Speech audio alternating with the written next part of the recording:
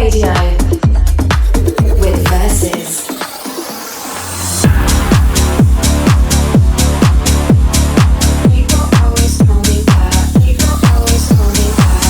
From the main stage to the underground, it's always a party.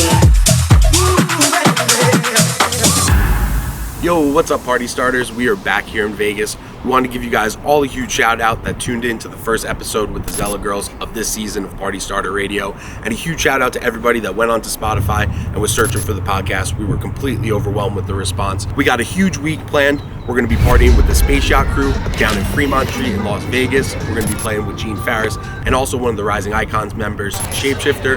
We've been feeling a little bit lucky, so we're here at Suncoast. We're about to place a little bet on the NBA championship. Let's go.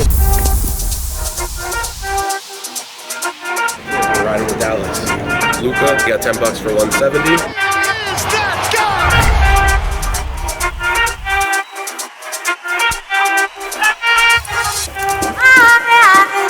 They kind of look sweet. Other guys that are cuter. My ears, they kind of look cute. I should walk away.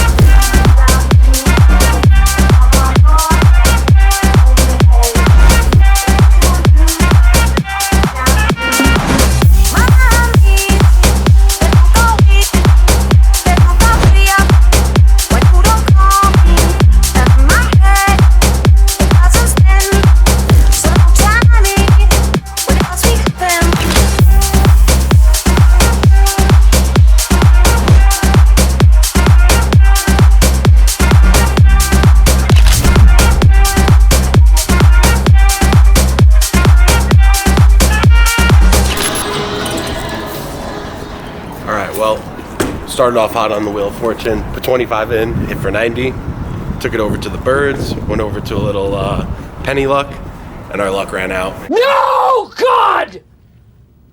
No, God, please, no! No! We lost it all, but we're Dallas Mavericks fans now, so we still got the Dallas Mavericks parlay to win the NBA championship, so we'll see if that one's alive. And then after the next episode, we'll come back to Suncoast. We'll see how many subscribers we got. We got 10 cents for every subscriber. We'll stack up all the winnings, and when we hit 500, we're going to be giving it away to you guys. All right, let's get into the next episode.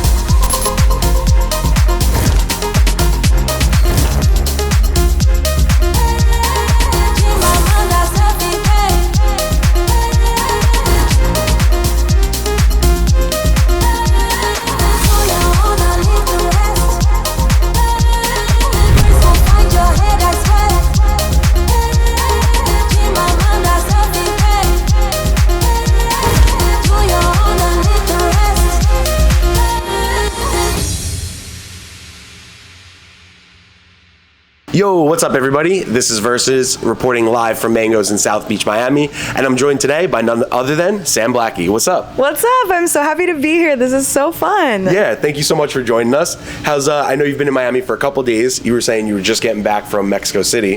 How was that trip? It was wild. I was out there for my friend's bachelorette party, so there was like 15 girls all from LA, and we went out every night. I love Mexico City so much. I've been playing there for like 10 years, so I played like a 6-hour set and went to bed at like 10:30 each night. Oh my God, let's go. Yeah. That had to be such a fun experience for you and all your girls too. Like, you're the center of attention. You girls are all there celebrating somebody getting married. Yeah. Is this like friends you grew up with or like people you've known for a while? Yeah, like most of them I've known for a while, but it was so funny because because I stayed in my friend's little boutique hotel there, and I hear this like deep British voice, and I was like, what? And it's Damien Lazarus. I was like, dude, what are you doing here? Yeah. He's like, I have Get Lost Festival. I was like, oh shit. So I was, sorry. No, you're good. You can I was like, I was gonna try and go, but it was over at 10 a.m. So I missed out. I don't blame you there. Yeah. And then I know you've been super busy, bouncing around the world, have a whole bunch on your touring schedule. Is there anything that's been standing out lately that you had a good trip that you were like, okay, that was like bucket list or something super fun? I mean, I just did We Belong Here Festival in Miami, and that was my first time doing it. It was so much fun. I played on the 360 main stage, which was like Duke Dumont and Night Tales on my night, and then I popped over to the Deep Root Tribe stage. It was so much fun, and I've always wanted to play that. So that was cool. I think that was a couple weekends ago. I can't remember. Yeah. It was great. Yeah, I saw that on Instagram. I think it was like Wax Motif played that stage too. Yes. Looked so cool. Yeah. So is this your first Miami Music Week as an artist? Have you done like a whole bunch now? No, so it's my second or third as an artist. Last year I had maybe like 4 or 5 shows. I did like Deep Root and literally cannot think of any other ones right now. But it was super fun and super hectic. I loved every minute of it. And this one I have like 8 or 9 shows, so it's a lot different. Yeah. I mean, honestly, I have to say, number one, on your socials, I love the energy all the time. You seem super fun. You're always smiling. You're always bouncing around. Even the other day, it was like the funny TikTok kind of Instagram you did of like the drug thing with the IV. I took the drugs and the drugs are working. And the drugs are working. I was like, this is like the fun personality we need in dance music. And literally, when we just met you outside, it was that same personality. It's exactly what you see on Instagram. And like, I don't know, I feel like we just had Pajane in here. We were talking about that. I feel like social media now, it's so built on content, especially for artists. And it's so nice to like meet somebody and it's not a persona or it's not fake. It's just, it's Sam. I've been doing social media and like since I swear Instagram came out. So I've always kind of been used to it. So it's like very easy for me. I know a lot of artists that like don't like doing it or get stressed out or it's not natural to them. So for me, I'm lucky. It's so simple. I can do it all the time. So I'm also very much myself on social media. So I'm glad that you guys think the same. Yeah, it's so fun. Yeah, I know a lot of people. I mean, I know people are different. Some people have like a way bigger personality on social media because they're like alone in their room, you know? Yeah. So that's weird to me, but I'm 100. I mean, it was even like a couple years ago, like videos of you with Fisher and you're like backstage like making faces. It's not very easy to keep up with Fisher's like entertainment value. And I'm like, God. This girl can hang like here for sure. Like, I love it. Yeah, that was fun. I lived in Australia for like 8 years back in the day. Wow. So I actually met him when he was still a surfer. That's crazy. Yeah. So and like I used to play with them when it was Cut Snake and so it's easy to keep up with Fish. How was that like living in Australia? That's like bucket list for me to go there eventually. It was so fun. I went there when I was 18 and I was only supposed to study abroad for 1 semester and then I stayed another. So I graduated college in Australia and then I stayed after that for 5 years working. Damn, that's awesome. Yeah. What part of Australia were you in? My school was on the Gold Coast, cool. Surfers Paradise, which was like, it's kind of like Miami. Yeah. It's, it's interesting. It's humid, it's tropical, it's super fun. And then all my friends that I met when I was at uni were from Melbourne. So I ended up moving to Melbourne, which is like New York, San Francisco vibes and like freezing also, which I didn't know. I did not like at all. So I would go to Bali a lot in the winter too because it's super close. So after my first winter, I was like, not doing that again. Yeah. And now, like, especially that you're playing in the States consistently, do you see like a difference, like with Australia, with going to Mexico? Like, how is it like traveling around the world with the different crowds? I mean, it's so different in other countries. I prefer honestly playing in other countries because I can play way more underground. I can play the crowd is different, and I feel like they appreciate music more. In America, I kind of taper my sets to the clubs or the cities because everyone likes different stuff, and it's more stressful for me I have to overthink stuff a lot. Whereas like in Mexico, like I said, I was booked for an hour and a half set and I played for 6 because I was like, let's go, and everyone's screaming and whistling the whole time. And like it's like that in Europe. Australia is crazy too.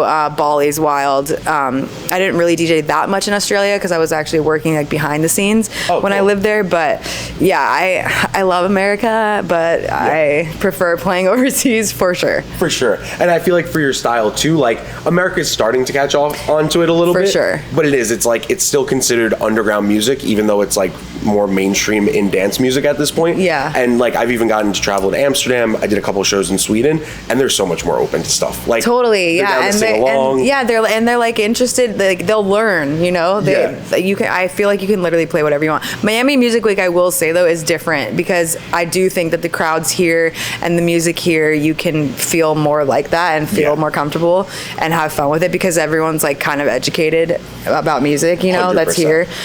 It's different, obviously, if you were to play like a spring break party or something, but I think it's Miami Music Week. I really, really enjoy playing. For sure. Yeah. I feel like everybody comes down here. They're waiting to hear new music. They're wanting to get a taste of what's going on with all of that stuff too. Is there anything that you're looking forward to for Miami Music? I know we went over your schedule. There's 20 different shows. So I'm sure this will be out after Miami Music Week. So if you guys were down there, you better have caught a Sam Blacky set at this point. But is there anything that stands out or that you're just personally super excited to play for yourself? Of course. Oh my God. I'm like so happy to be playing Hugel's Make the Girls Dance at Factory Town. Like I've known him for a long time and a lot of the people on the lineup, and we haven't played together yet. Oh, sick. So I'm so happy. Like I cannot wait. I've also never played Factory Town. I've been there a couple of times. So that's a huge milestone for me for sure. Tonight I'm playing at 11, which I've never played. So that'll be really fun. Let's go. With Lavra, who I love playing with her, doing a back-to-back. And then I'm super excited to play with Fetty Legrand and Shermanology and Roger Sanchez. Like they're such legendary people. I can't even believe that I got that booking. I'm like, where did this come from? So super stoked on that. I'm stoked on all of them, to be honest. Kaysen and Friends, he's such a good homie of mine. I've played with him a bunch before. I can't remember the other ones. No, you're good. You're good. I'm stoked. But those are so epic to it. You know, like you said, it's like, I mean, even for myself, when just hosting these events, having some of the people that are involved doing the podcast, it's super humbling for me. Like all of the time where I'm like, I still listen to your music all the time. I'm still a big fan. Like I'm fans of everyone, you know? Yeah. I'm like, oh my God, I can't believe this. This is so exciting. Have you seen that experience with yourself now? Has there been an artist that actually came back to you and was like, oh my God, well, actually, I'm a huge fan of you. And like, you had like a little bit of a back and forth with that? Yeah, so it's funny. I've been talking about this with people lately because I'm like, holy shit, I'm getting old because the girls that are DJing now that are opening for me or playing with me are like telling me that they've been my fan since they were like in high school, and I'm like, how old are you? And they're like, oh, like 21 or something. I'm like, oh my God, they're calling me like the OG, and I'm like, no, I'm that old now. Like, oh my God, I'm still the new kid on the block here. It's super nice, but I'm like, holy shit, like this girl Annika, I played with her, and she plays like Afterlife and all these things, and she was like, you've been my idol since I was a kid. I was like, what? I'm like, thank you, but what? How old are you? She's awesome. But I played with her in Vegas, and then the We Belong Here people, they actually DJ too, Sophia and Charles, and I was at dinner with them last night, and they like ended up admitting that they followed me for like 15 years on Instagram since she was like 12. I was like, oh my God, okay. That's crazy. I'm old. Damn, I mean, even for myself, I didn't realize like you had that long of a track record. I wasn't like DJing back then, but I you know, had an Instagram. You had some fans, that's all that matters at the end of the day. No, it's really sweet, but it also makes me feel very old. Yeah. Well, listen, I don't think you're old. I felt the same way. We just had Jane in here, and he's like, yeah, bro, you know, 10 years later, I'm like, how old are you? He's like, 23. I'm like, my God, I'm 31. Like, I wish I was 23 again. That's crazy. But I think we're good. We're still young. We've got the timing and stuff is perfect too. But I wanted to actually go off of that. You know, you mentioned that you had another female artist that has said she's been looking up to you. You've been doing so much for women in dance music. It's been so cool to see. You were just telling me before, you guys have a big group chat of a whole bunch of female DJs and women in music. I mean, obviously we know like what your idea was behind it, but like what made you really want to be like, hey, you know, I want to do something with this. I really want to like take a stance. And I don't know, as an outsider, I think it's super awesome that you're also using your platform to really give other girls that opportunity. And even AD last year, even though you had the rain, there was a whole big platform for all of the women. And like, I felt like 1001 Tracklist and AD did a huge opportunity or a huge job at just putting women at the forefront in dance music, especially. Yeah, I mean, 1001, when they started their Future of Dance award thing for the producers. Yeah. I think it was 2 or 3 years ago. That was like so massive because it's only for women and people of color. So I thought that was so cool of them, and I've been working with 1001 for years. They do such a good job at but I mean, I feel like I've been in this game for a really, really long time, and it's only, you know, it takes a long time. Like I've been doing this for 10 years. Exactly. But it's like, you know, I've been more known the last like 3 or however long. Yeah. And so I know how friggin' hard it is. And I've dated famous DJs, so like people have always said like, things about that, like, or that's why I'm getting shows, or I used to be a model. Okay. So people would bring that into it. And it was really frustrating for me how hard I had to fight to be taken seriously. For sure. For example, like, people would book me, even like overseas, like huge shows, pay huge fees, and be like, wow, we can't believe you actually were good. Like, that was a great show. I was like, why am I here? Like, you know, and you paid me, you realize that? It's so ridiculous. So that's been going on for 10 years, and I am just so over it. And like I said, I'm like 100% myself on social media. So I think it's just natural to me to kind of stand up for girls and say stuff because it's like what I'm thinking. For sure. So, I think it's just whack, but everyone's doing a very good job now. There's more girls on festival lineups and things like that. Definitely. But it's crazy. I mean, all the festivals, the shows I'm playing, even here, you know, I'm the only girl sometimes. So there's a lot of really, really, really good girls. There is. Producers, DJs, whatever, singers. Like, there's tons of them. So I don't know. It's been a annoying, frustrating journey, but I've loved every second of it. But I'm like, you know, I'll speak up when I'm pissed off about something that I think is unfair. So that's just me. Definitely. And I mean, at the end of the day too, listen, like, you have fans. So like, that's always something for me where it's like, listen, you might have earlier fans that might have been fans as a model. You might have had fans that were fans from your first release, and now they love your last release, but like, they're fans of you. So whether you do that, or you want to do a vape company, like you said, or a fashion brand, they're going to kind of like move with you. And like, for me, that's always like, that's why we started the podcast. Like, I didn't want to make content that was clickbaity. I didn't want to do stuff like, Joe knows, I used to feel super awkward on camera. So the fact that I'm doing this now is even like, you're great. You're natural. I appreciate it. And it was just, I don't know, like a big thing for me. Like, dude, I can't start doing TikTok content. I can't start doing this like dancey or pre-planned stuff. So I really wanted to just make sure we had an opportunity to do things that felt really natural. And even with you and like, again, like the whole women's movement, it just seems like it's natural. Like, it's like, yo, we're some talented girls. Chill out, you know, like whether we did this or that, or like, it doesn't matter if I had 10,000 followers or 10 followers from when I was a model. I'm an artist now. And now, if you're here for the music, great. If not, there's a million other accounts. Go follow those and go comment your shit down there. Exactly. Is there any women like in the industry or that you're like super close with? You said literally in AD you had an entire Airbnb filled with female artists. Is there anyone you're super close with or like you work with, or maybe even when that stuff goes on that is just a good friend that you kind of talk with? Yeah, oh my God, there's literally so many. I mean, that group chat that I told you about is so cool.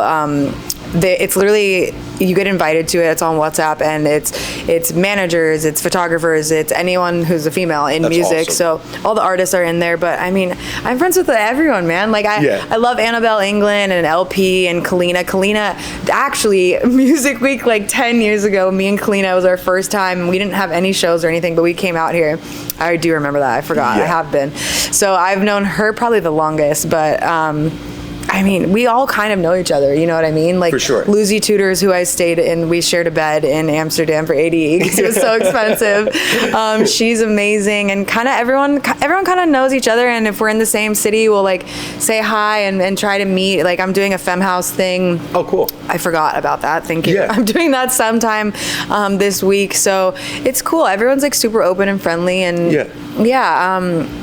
I don't know. I'm friends with a lot of people. Like, a lot of the girls, everyone's so nice and welcoming. Everyone's kind of in the same boat with what we want to overcome or whatever, you know? Yeah, exactly. So everyone's super supportive, and I love, like, I'm going to meet Layla Benitez. I don't know if that's her last name. It's how you say it.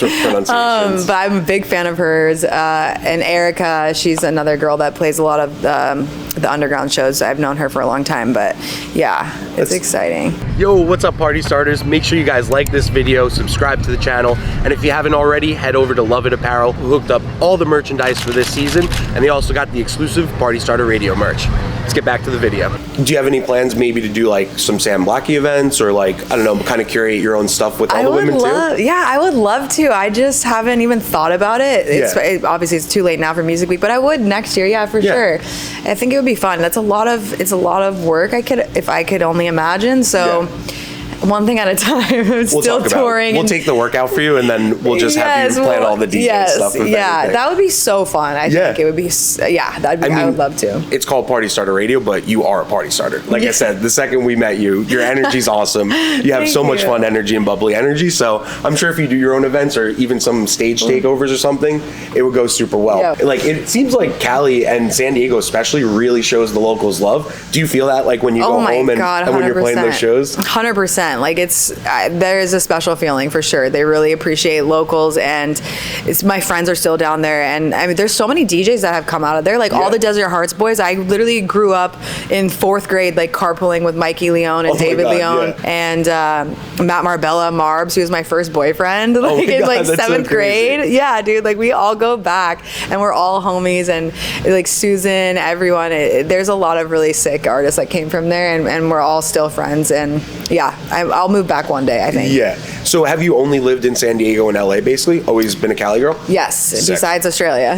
Oh yeah, besides But Australia. always California. When I moved back from Australia, I went straight to LA, and I've been there for like 10 years. That's awesome. Yeah. Could you see yourself living anywhere else in the US?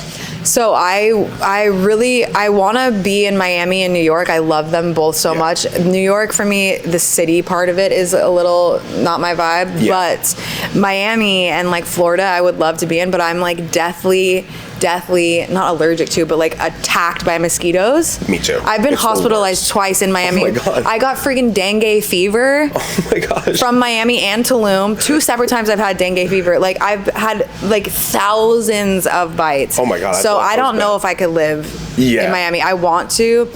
But dude, I wear like not head to toe like gallons of bug spray. I've worn like sweatpants to cover myself like when it's hot, and like they go through my clothes. Oh my gosh. It's gnarly. So I would love to live here, but I literally can't. I know. Every time I leave Miami, I'm like, all right, the mosquitoes just love me. I don't know what it is. I grew up in Jersey, and like all summer my ankles are just covered in mosquito bites. But I mean, thankfully, knock on wood, not that bad. So we're untouched yet. Yeah, no mosquitoes this week.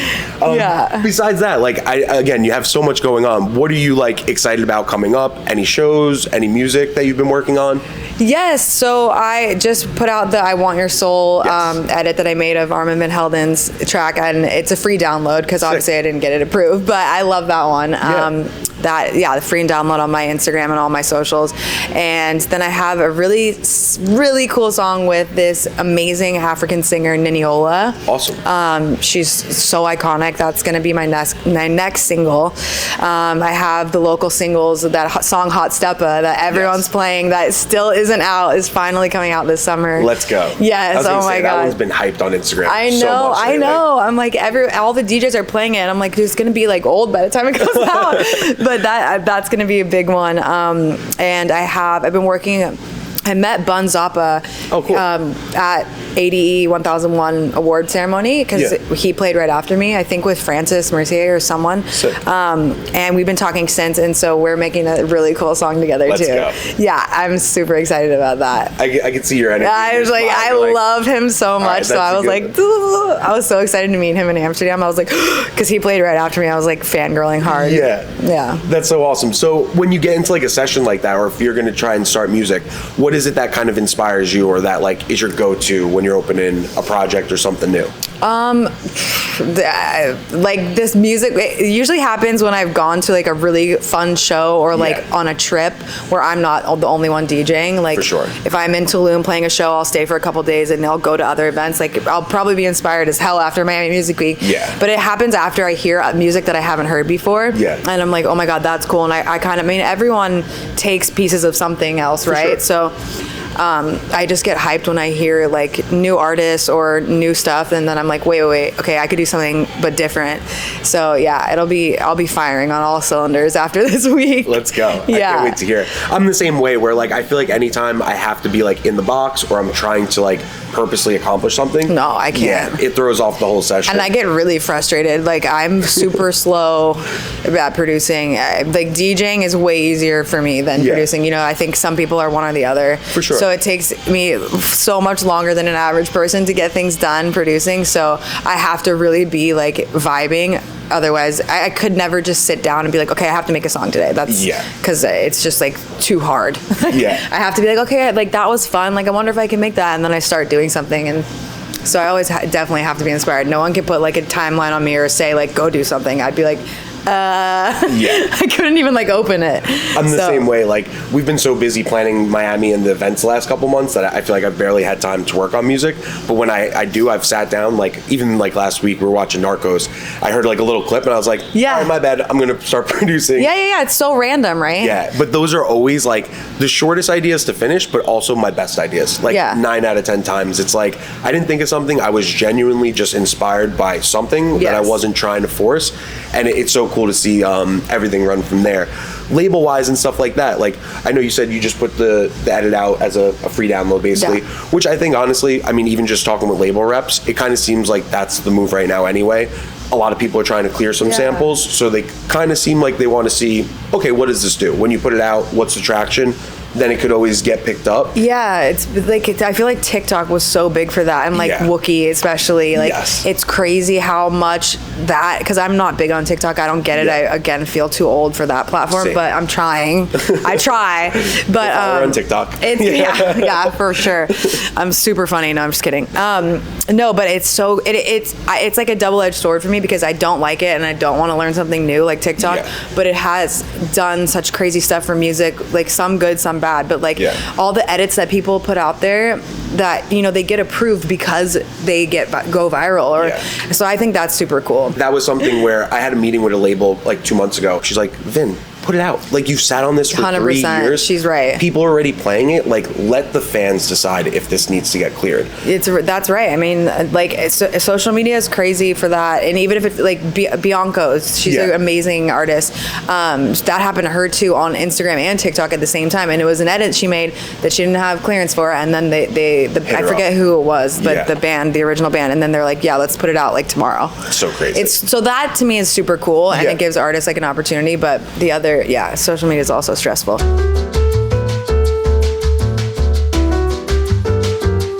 Yo, sorry about that, guys. It's so hot here in Miami, and this conversation is so spicy that we overheated the cameras, but it's all good. Joe took care of it, and we know exactly where we were picking up from.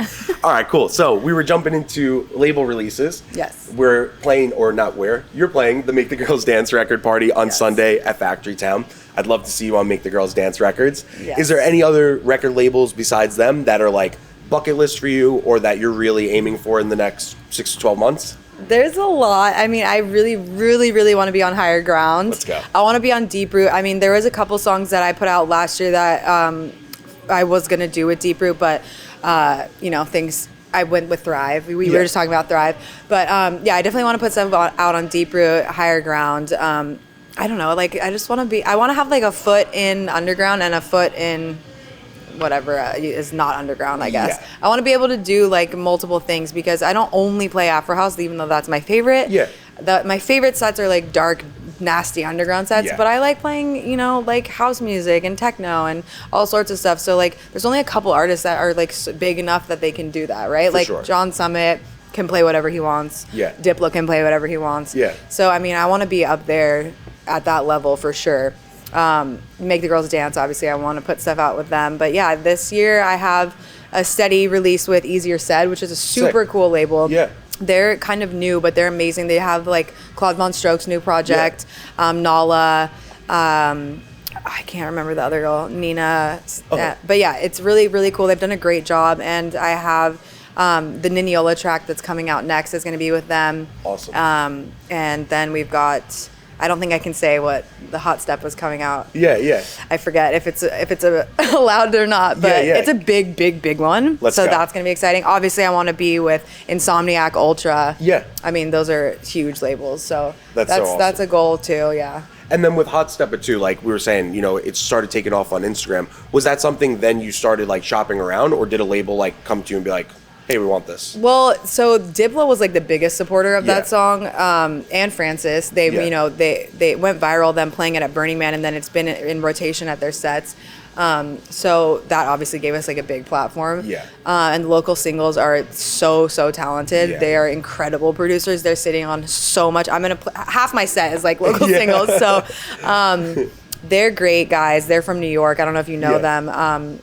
But yeah, Hot Steppa was, we shopped it around for sure because it was hard with the vocal, right? Yeah. And then it was very hard to get it resung because it's so, like the original has like such a twang and the guy has an accent. And I actually found a friend of mine who lives in Cayman Islands. I DJ'd out there randomly and I met this guy and he's a singer, a rapper out there. Oh, sick. And I was like, I was playing it at one of these parties and he started just singing it next to me and I was like, oh my God, you're the one. Yeah. It's you. And so I had him re-sing it finally. Like that was the hardest part. It took us like 6 months or maybe more to find anyone that could re-sing it. I literally sent it to everyone I know and was like, do you know anyone that sounds like this?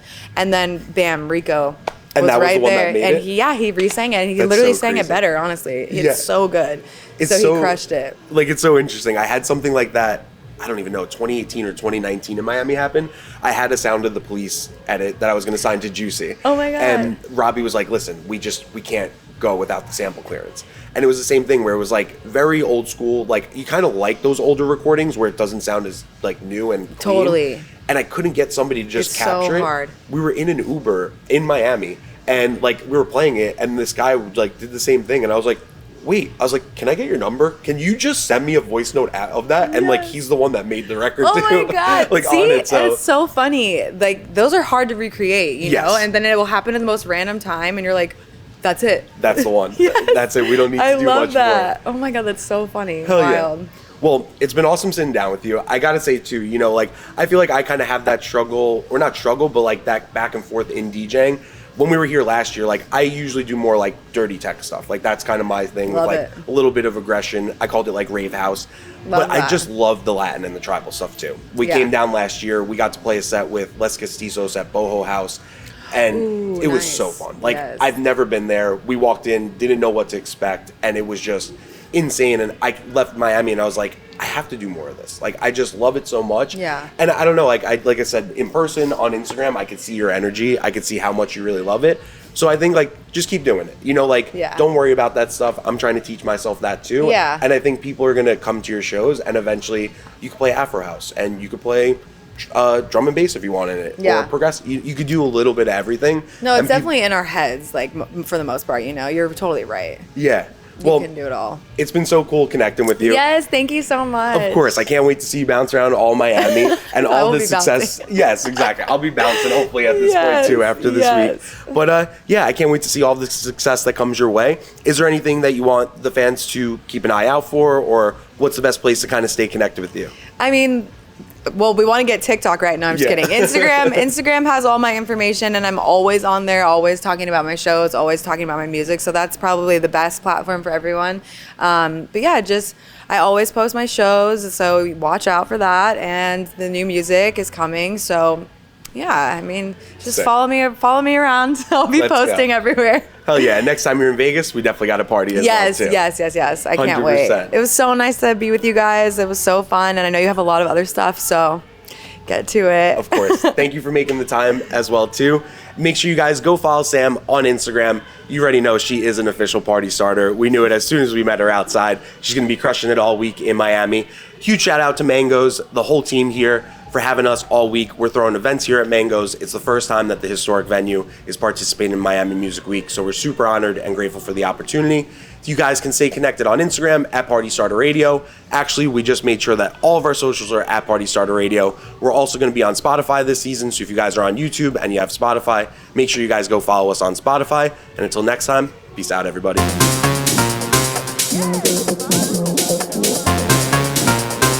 And I will love you.